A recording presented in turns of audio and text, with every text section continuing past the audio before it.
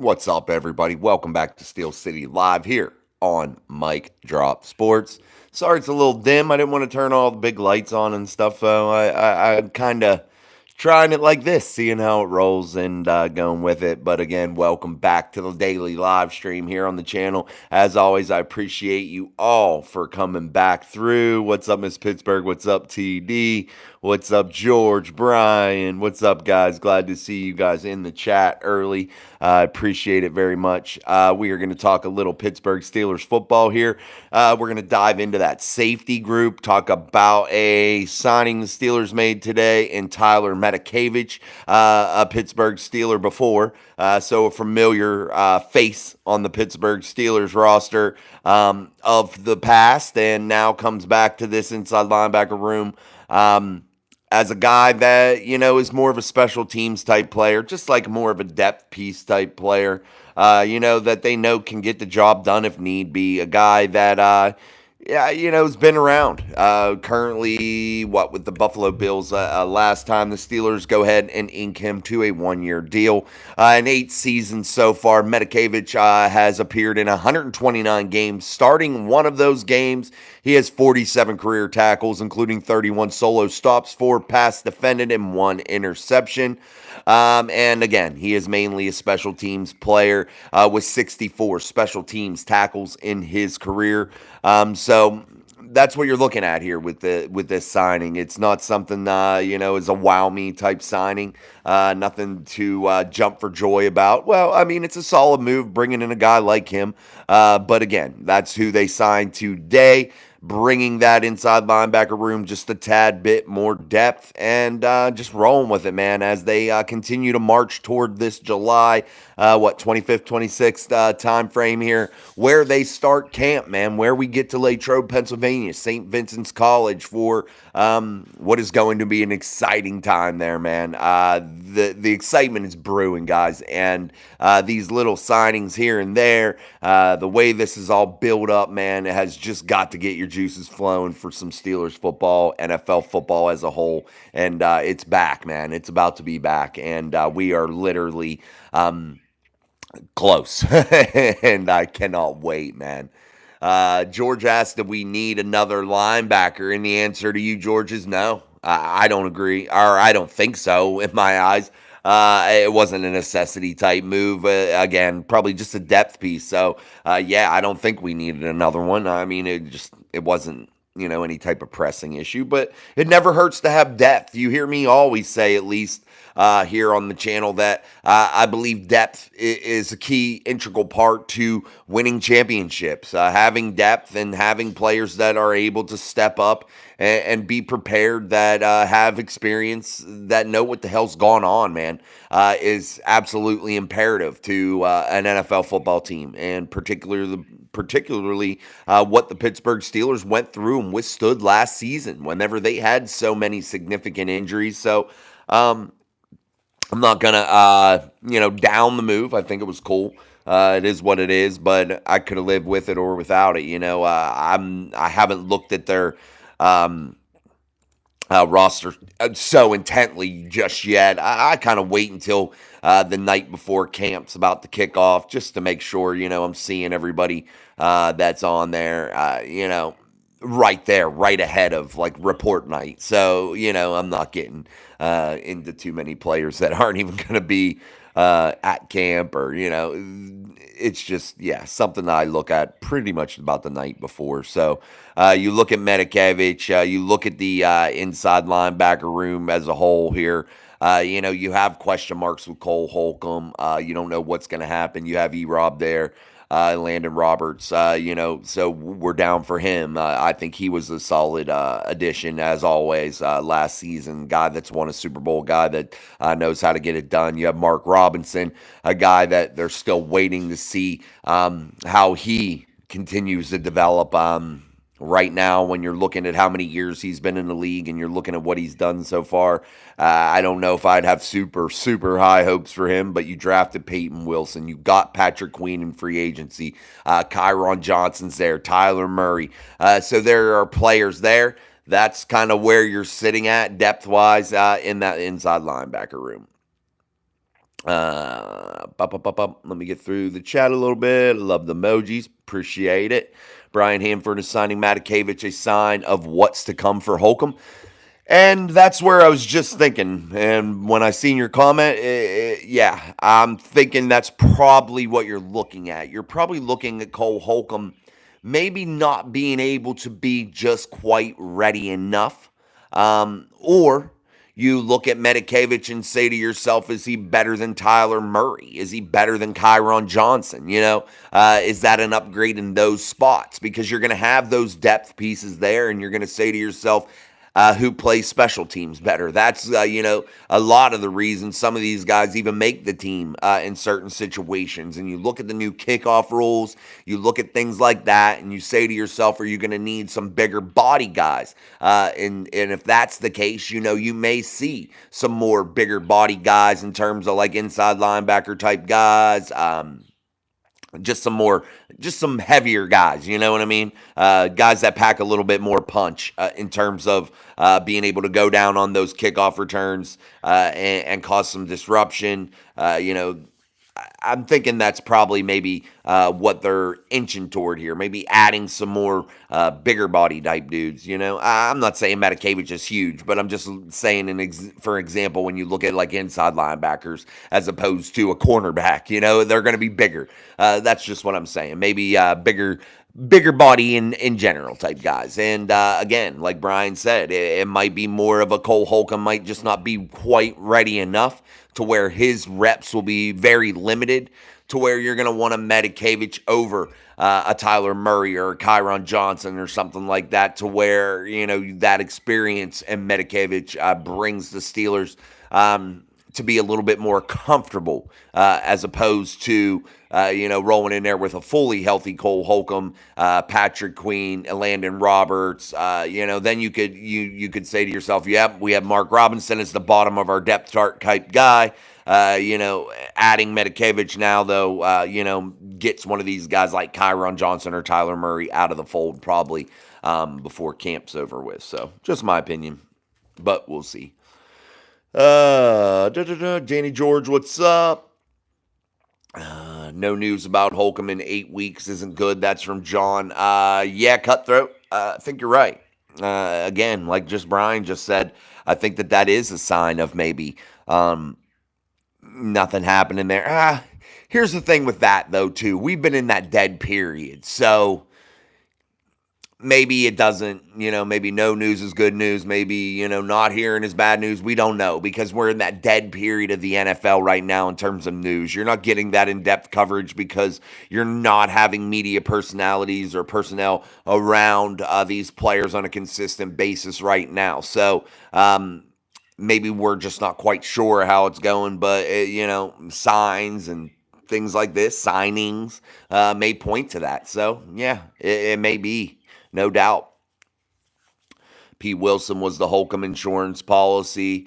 Yeah, but I think you would still need to have Holcomb too, and maybe Matakevich is that guy like that, filling that hole of Holcomb, because you need to match up guys. You can't just have, in my opinion, you need to have like two groups of quality guys that you're going to rotate in and out of there at the inside linebackers. So you're going to have two just groupings, per se, two players each per grouping, and then you're going to have that wild card, that float guy, that fifth guy that's going to rotate in and out of there to relieve guys in that instance also. And that's how you're going to play your packages, and that's how you're going to mix things up and keep people fresh. So you're going to need 5 solid guys, and maybe they're just not having that comfortable filling it, and guys like Mark Robinson, I just, those types of things just maybe worry him, or Cole Holcomb might be not just up to par yet, but you definitely need more than 3 of them, 4 of them. You need that 5, 6, you need that, 3 groups would be really awesome, because you just saw how it gets through the season when injuries start to happen and they start to pile up, and it's just hard to catch yourself, as a unit. So, yeah, we'll see. Roberta Campbell, it's early. We have to get through the offseason, so having as many players as you are allowed just to spread players around and see what you're looking at. Yeah, I mean, yeah, of course, absolutely, Roberta. You got to fill out the 90 man, yeah, so definitely that's something that you have to do for sure. And again, like you said, look at what you have. See, let players battle, man. And I think the NFL has gotten away from that a little bit. Whenever you shorten that preseason time frame, I feel like it shortened the battles because I feel like some of those guys needed that extra week, that extra couple weeks of practice, in terms of preparation, in terms of showing the coaching staff what they are able to do in terms of their abilities on the field and what they're going to be able to contribute to this team. You need every little opportunity to show that in the NFL. So definitely, I think shortening the preseason has maybe limited some of these guys in terms of what they are able to do and making the roster. So definitely, I think it's a setback for them. But when you look at this 90 man, you look at how much quicker the cut downs come because, yeah, you're losing that week, So definitely, things move up a little bit. So you have to try to make a name for yourself early and often in training camp. I mean, you should be doing that anyway.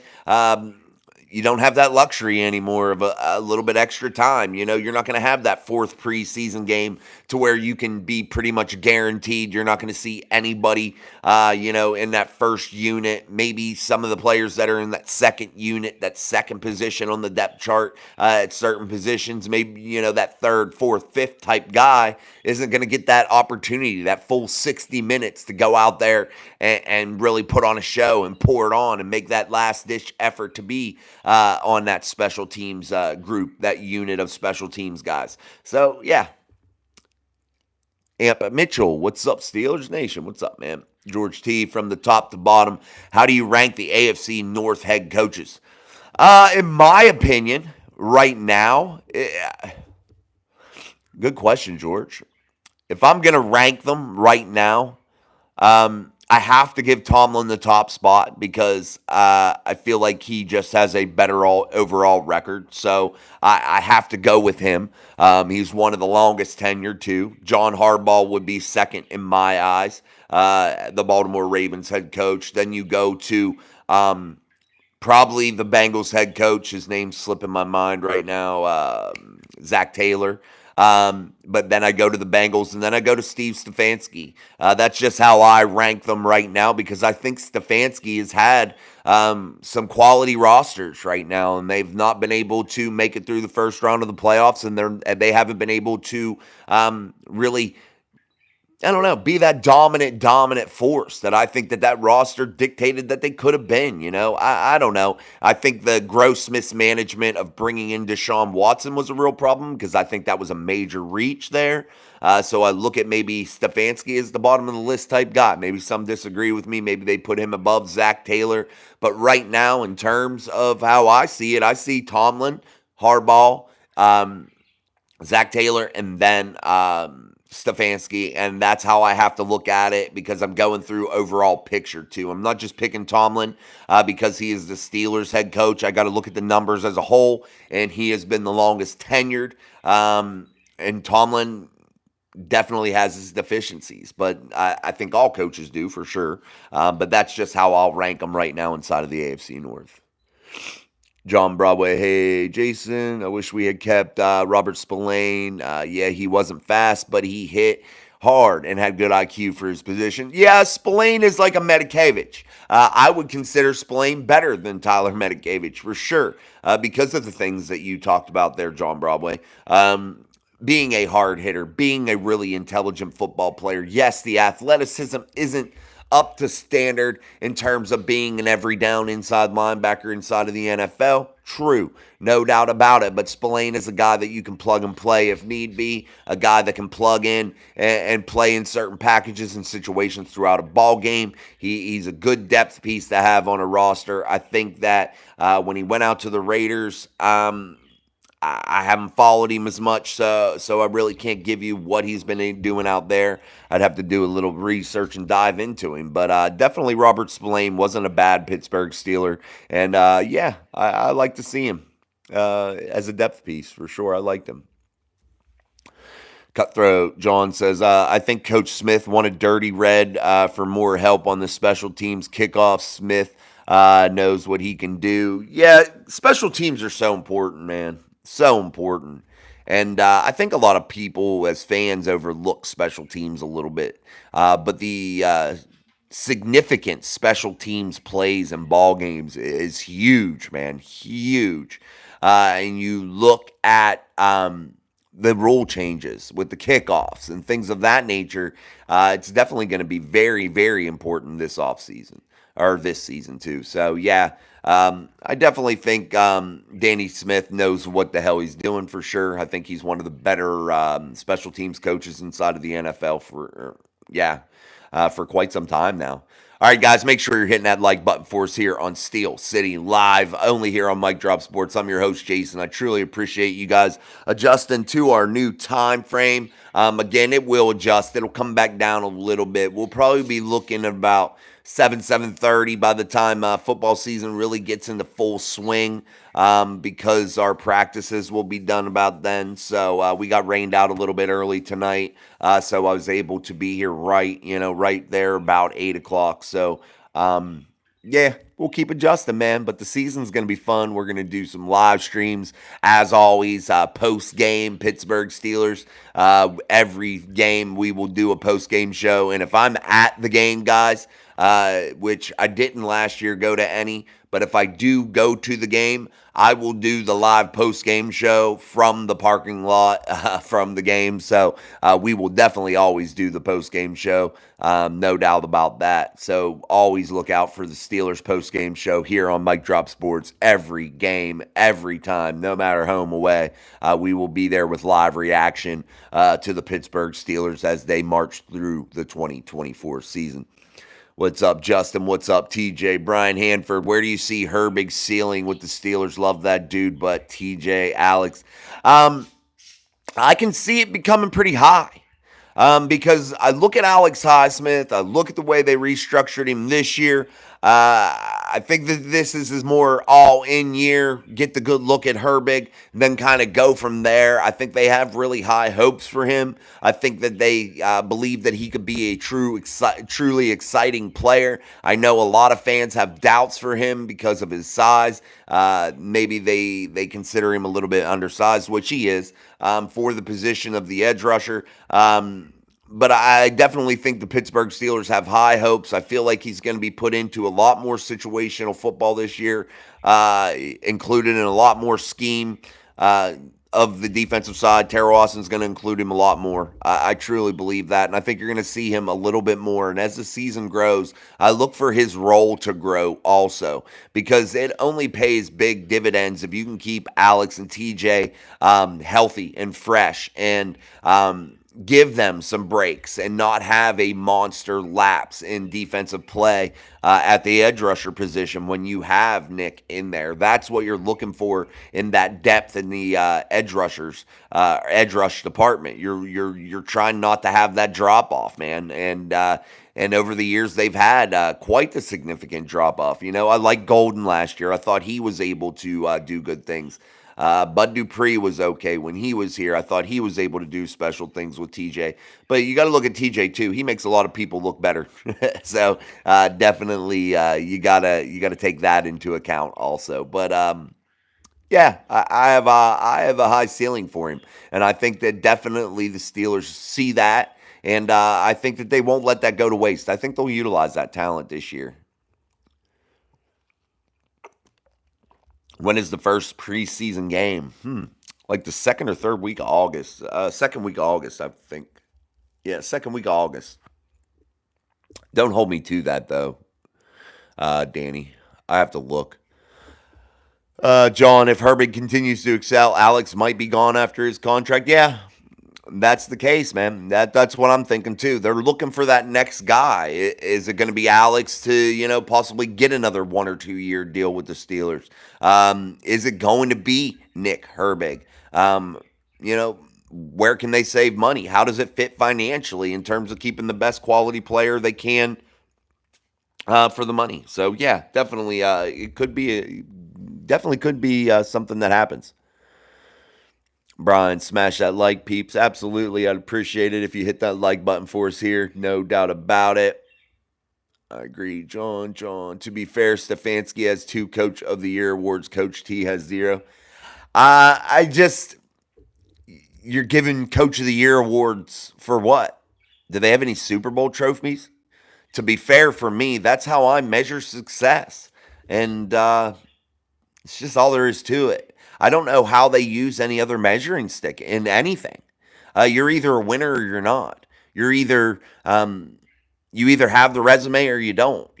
And regular season things don't excite me, man. Yes, you need to be good in the regular season. That's why I've been so hard on Tomlin these last few years. But he has a resume of winning Super Bowl title, played in another one. That's more than Stefanski. Over the long term, Tomlin has had a better record in general, so that's just why I rate him a little bit higher. In terms of a player's coach, he seems to be a little bit better there. I'm not saying that I'd rank Tomlin as one of the best coaches in the NFL. I'm just rating our division, and I think Stefanski has had some wasted opportunities. You look at the dismal playoff performance that they had in Houston this past season. You look at the way they reached for Deshaun Watson. You look at some of the mismanagement they've had too over the years. I don't know. I just don't think that Stefanski is that guy. When you take a shitty football team that, barely gets a few wins a season and all of a sudden you put them in and they made a playoff appearance, I guess, yeah, you did really good, but the bar was set super low. So I guess you can look better there. I don't know. I'm just throwing things out there again. I just feel like he's not up there just yet. Maybe after this season, maybe see what they do. Maybe, I change my mind with that, But as it sits here ahead of the 2024 season, that's just what I got to do. I got to go off experience because Stefanski hasn't won anything. He hasn't done anything. So I can't sit there and rate him higher than anybody. You look at Zach Taylor. For the Cincinnati Bengals, he's played in a Super Bowl. John Harbaugh has a Super Bowl championship. He's won big games. He's done it. But Stefanski is the only one in this division that hasn't appeared in a Super Bowl, that hasn't made it through in one playoff games, many, to get to that championship, winning one here or there. I think he won 1 or 2, something like that, maybe something like that over the last few years. But he hasn't been in any, championship games, nothing like that. So yeah, that's just where I rank him. We'll see after this season, John. Just saying. Well, yeah, that's the thing too, Brian. Everybody too, guys. We're just spitballing ideas here. So yeah, no doubt about it. And we'll have to see how the 2024 season unfolds. That may change your mind, in big ways, in any direction, and that's the thing, you see Tomlin have yet another failure without a playoff win with this football team that I think can succeed, that I think is going to have a good defense.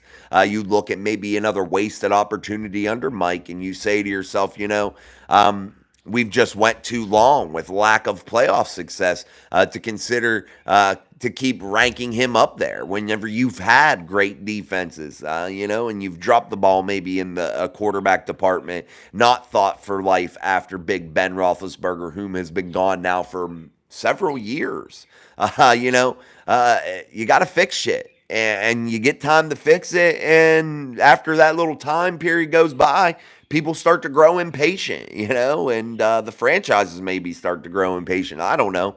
But definitely we'll see how this 2024 season unfolds, and we'll see where we go from there. But definitely could be.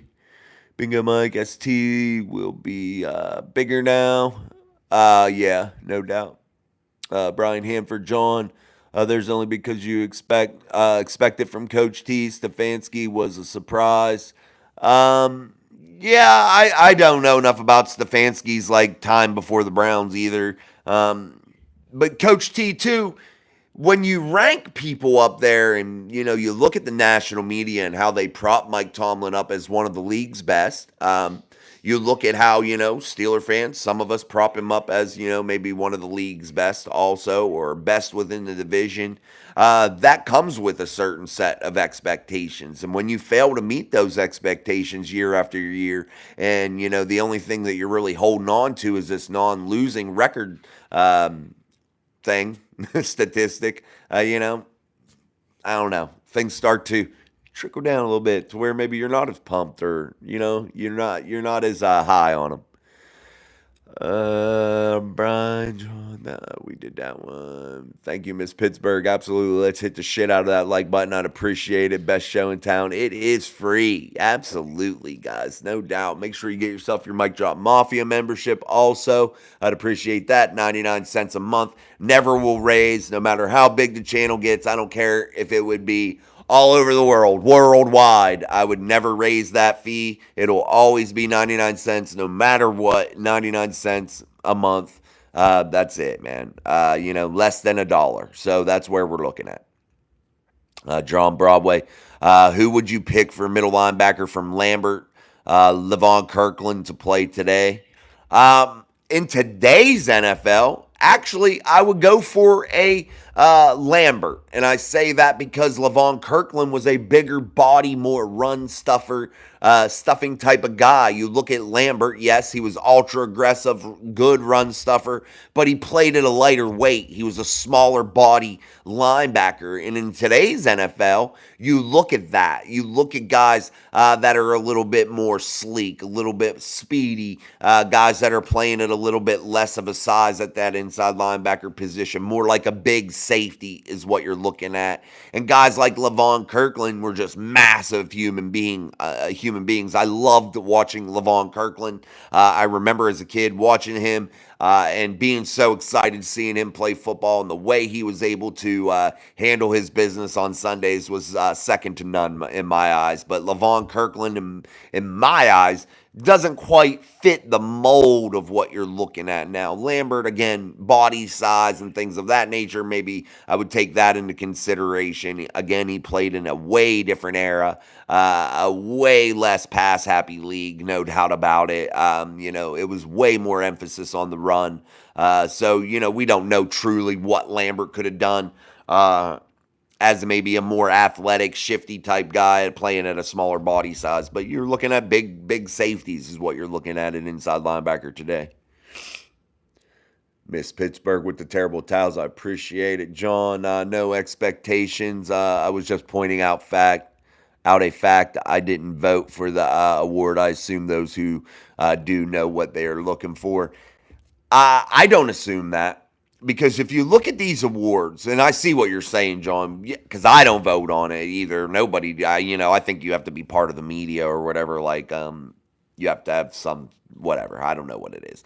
You have to be part of that voting group. And it's mostly like writers, media people, things like that. I don't know if they know what they're talking about. When you give Myles Garrett an award, a guy that didn't have a sack, in those last, 7-8 games of the regular season, non-existent in the playoffs. You look at Nick Herbig, who barely saw the field for the Pittsburgh Steelers on defense, have more splash plays in terms of sacks and things of that nature than Myles Garrett. And then you look at TJ Watt's numbers. You look at what he means to that defense. You look at what he is able to do over his body of work over the 2023 season, and you're giving an award to a guy like Myles Garrett. I'm not sure they know what they're looking for, because that award, Defensive Player of the Year there, Depoy, I just don't know how you get that. Just off a stupid Pro Football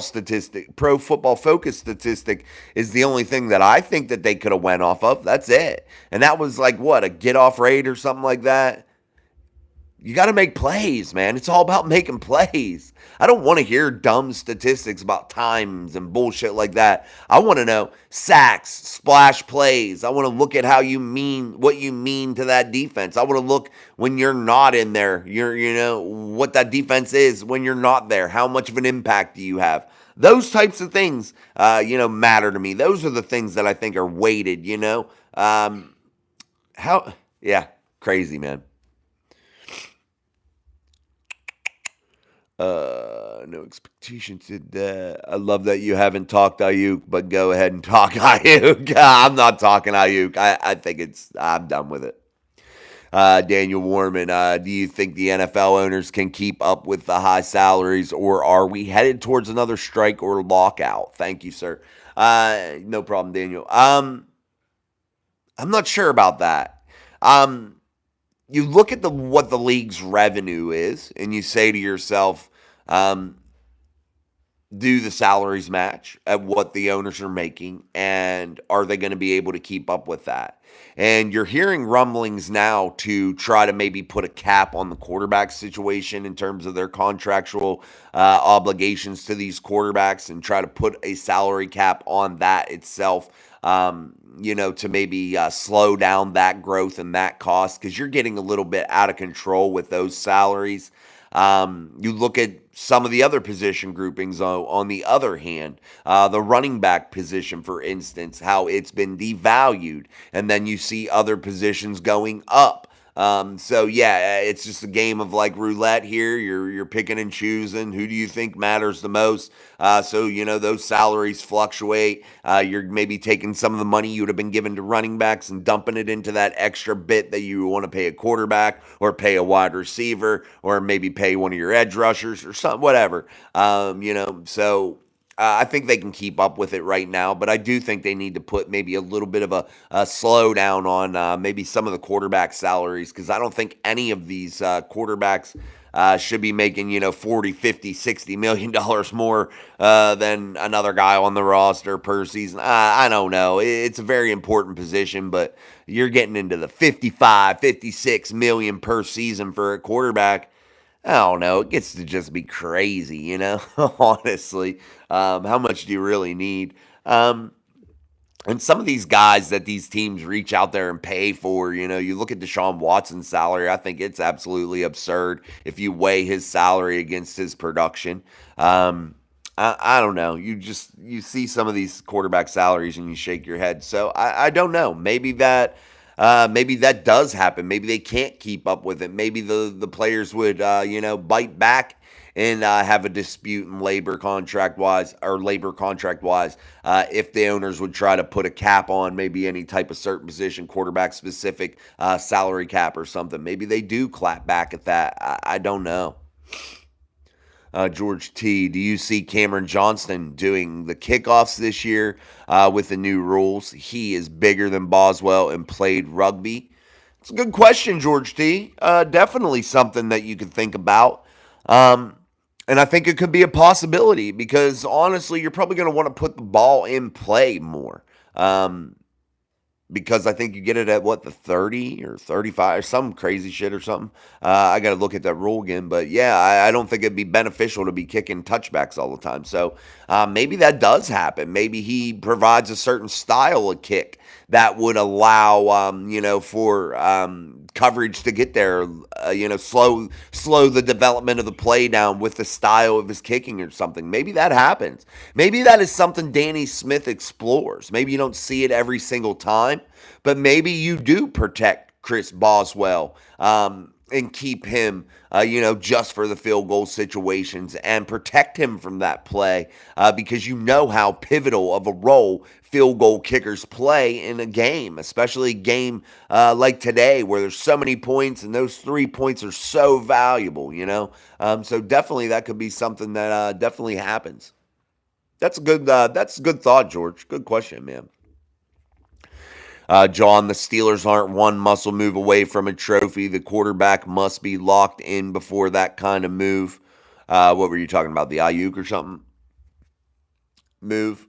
But no, they aren't just one move away, guys. You got to see a lot of development, guys. That has to happen. You have to start to see, again, like John brought up there, quarterback play, the offensive line, like we brought up last show or the show before, one of them, to where how important it is. And if that's not developed correctly, and if that's not put together correctly, and the right players aren't put in and in the right positions, that's just set up for a catastrophic failure. You don't want to be trying to fiddle fuck around with that during the season. I think that's something that's very important to this training camp, is getting this offensive line set, allow them to gain the reps that they are going to need in order to be a cohesive unit.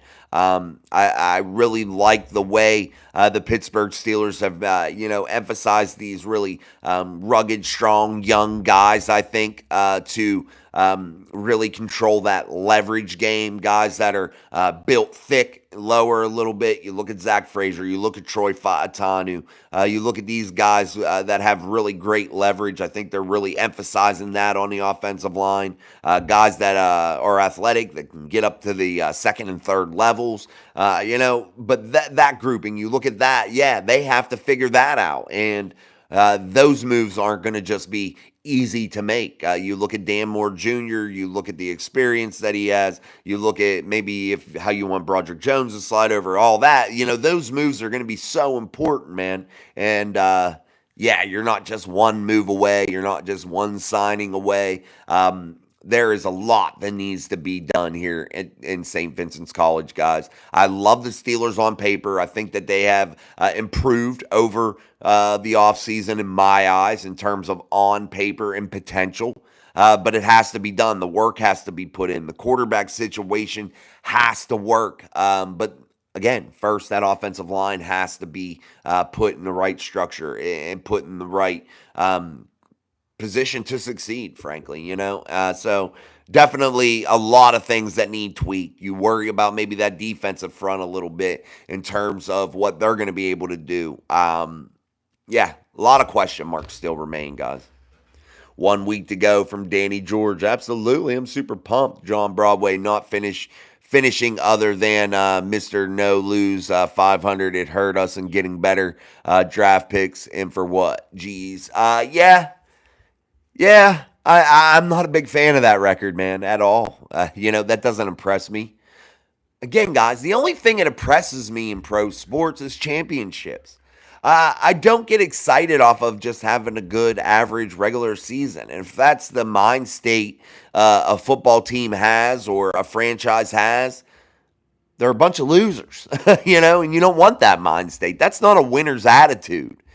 Nothing should be ahead of winning a championship. Everything should rely on that. And if you don't win a championship and somebody says to you, how do you think this season went? Your answer should be, it was a failure. It was a failure. We didn't get it done. That's the only standard that I hold it to. Maybe you could say you had a good season if you made it to the Super Bowl or you made it to the championship game of your conference. Okay, good season. You were in the mix. You were in the picture. But a simple wild card playoff berth or, just being 500 in the regular season or barely above 500, those aren't impressive statistics to me, no doubt. I agree.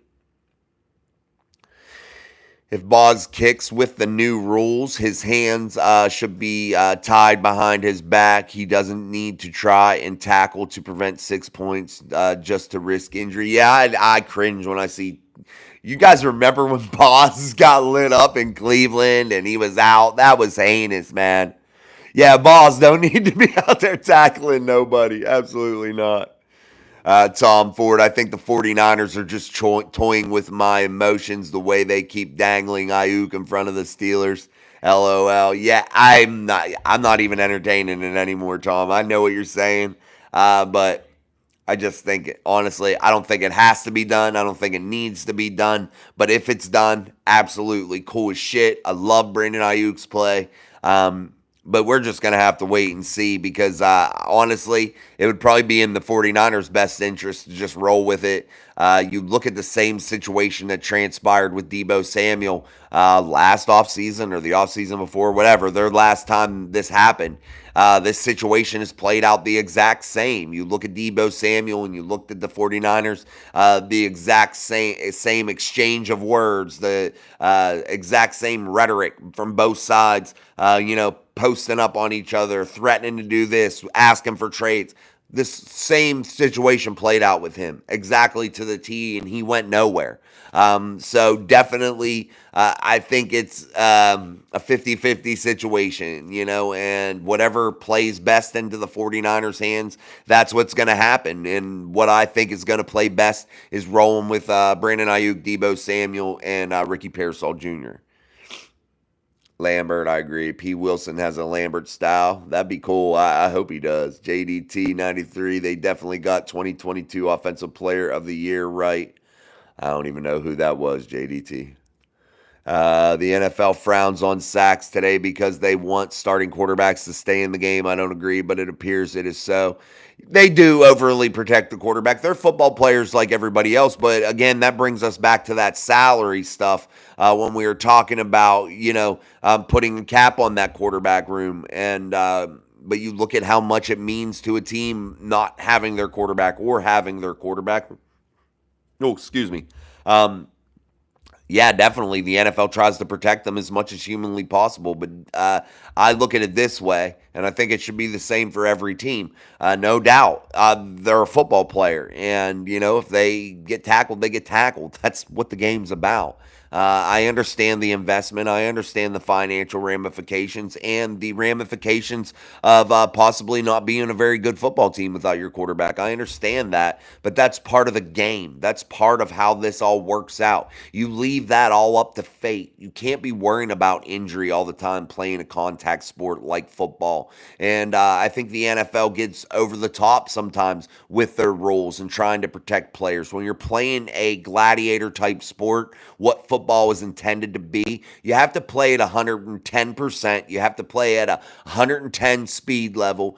You can't be worrying about all these rules because that's when injuries happen. I think that is when you look at injuries, they probably increase. When players need to think a lot and they have to be careful and mindful of every tiny little thing they do in fear of penalty, in fear, of injury or something, that's when injuries increase. You just got to play fast and free, and that will limit injuries, in my opinion. Some of the rules are good. I think you should be mindful of where you hit people. Like, don't spear them in the back, or in the head. Don't try to, hurt them significantly or something. But yeah, play fast and free. You get hit, you get hit. It is what it is. It's football. It's a contact sport.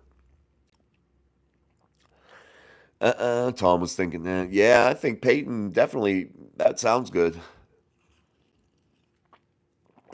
Tier 2 quarterbacks taking such a large percentage of the cap hurts the team because they can't afford players needed to support him to get over the hump. I think that goes for a lot of quarterbacks. Even the ultra elite quarterbacks have to have some help, guys. They can't do it all on their own. Um, and you look at some of these other quarterbacks that have had significant success in terms of Super Bowl wins, playoff wins, guys that have been ultra successful at the quarterback position. And you look at a lot of those type Hall of Fame type guys, they've been willing to sacrifice a little bit of their salary. They're willing to adjust. They're easy doing business with the team to make it work because those are the guys that understand what it takes to win and what it takes to be successful at the NFL level at the quarterback position. They understand that they have to have help, and some quarterbacks don't understand that. They're out there and they want to squeeze every damn penny out of the franchise. They want to make as much money as humanly possible just from the franchise. They don't take into consideration any of the other variables and how much more money comes your way when you're a winner in terms of endorsements, in terms of bonuses, playoff win money, things of that nature. You gain money in other places. You don't have to squeak every dollar out of that salary cap. You can allow the team to have a little bit of leeway. I'm not sitting there saying don't take what your value is and take way less than you should. No, that's bullshit. Take what you're worth, but be mindful of what you're doing. And I think some quarterbacks understand that assignment, and I think there's others out there that are greedy and not team players and not what you're looking for a leader on the football team. When you're bitching, and a team's offering you $50 million, but you want 52, and you're going to hold out a camp and shit for that, you're not a team player, man. You're jackwagon. You're an asshole. In my opinion, I think it's stupid. What's $2 million? What's $3 million when you're dealing with 50?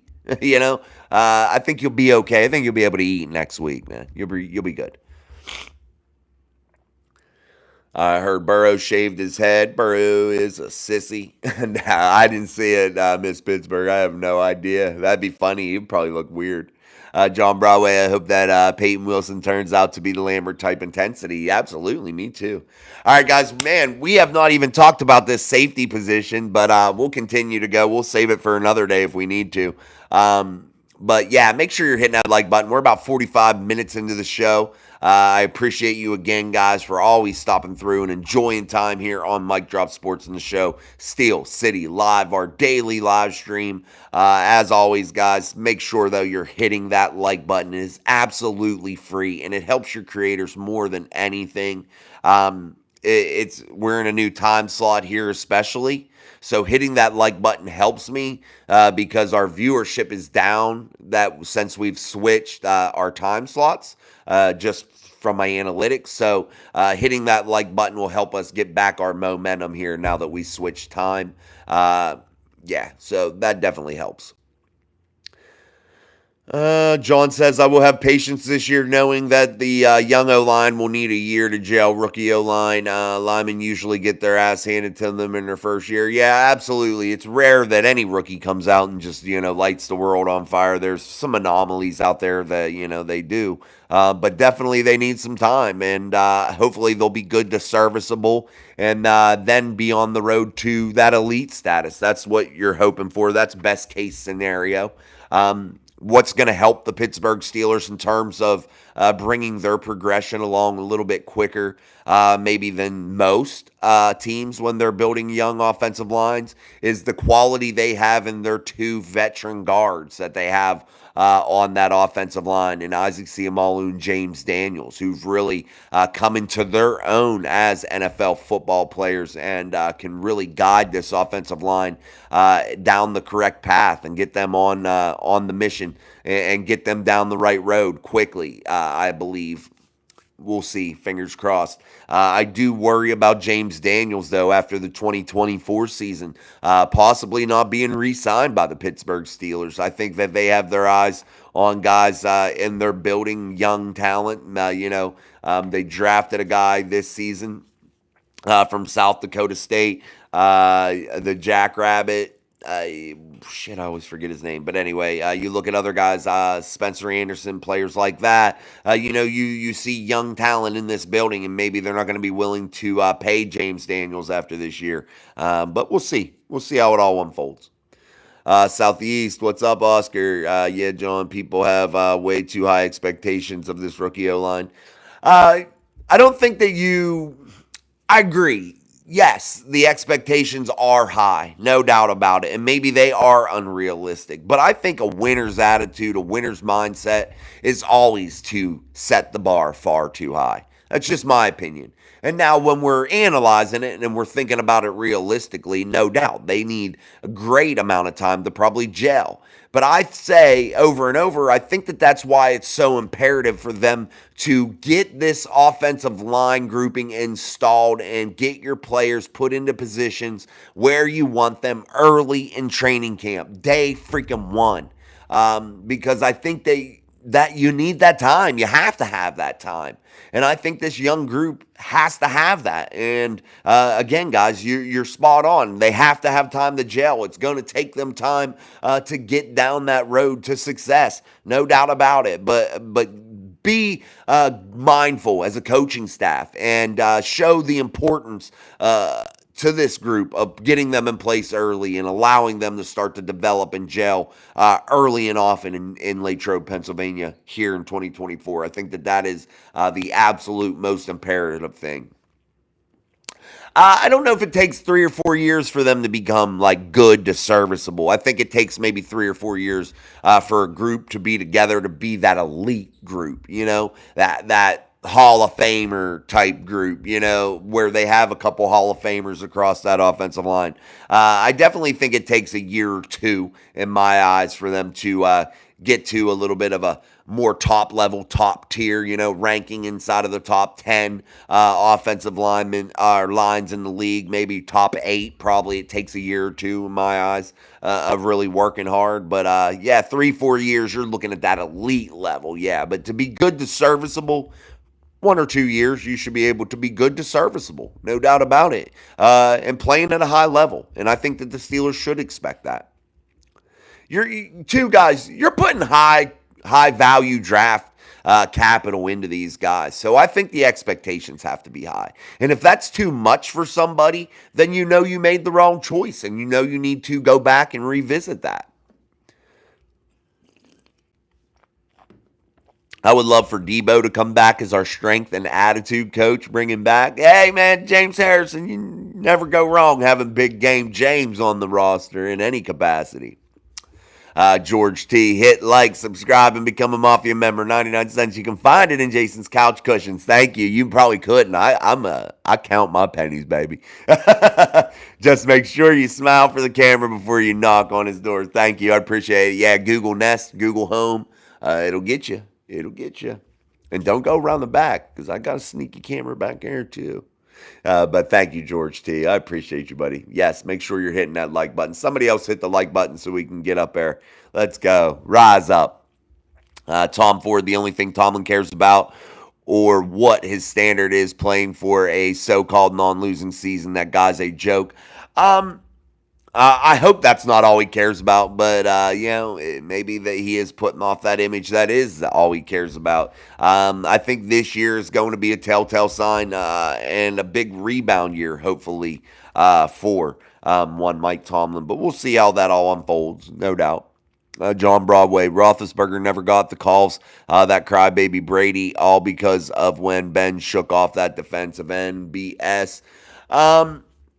Maybe Ben didn't get the calls because he was a more physical player. Absolutely. Prime Big Ben was able to extend plays and play that backyard style of football. And definitely maybe that did, maybe take some of those calls away from him. But to each their own, play within your constraints, play within your abilities, play your game. And however that unfolds, you got to take the good with the bad there, We loved it when Ben was shaking off those players and acting like a freaking lineman out there, at times, giving us some great memories, no doubt about it. But then, yet on the other hand, we're bitching, and moaning because, he got tackled too hard or, maybe didn't get the call or something like that. But we had to take the good with the bad, and I agree with you. He didn't probably get the calls that he deserved, but hey.